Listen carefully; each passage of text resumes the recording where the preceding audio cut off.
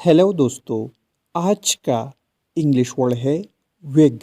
Wig का क्या मतलब है, आइए सीखते हैं आज की इस छोटी सी वीडियो में।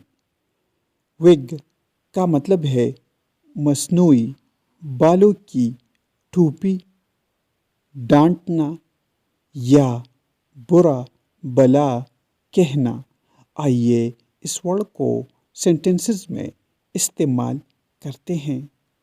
Is that real hair or a wig? क्या ये असली बाल है या wig? Who's that man in the wig? इसका मतलब है wig में वो आदमी कौन है।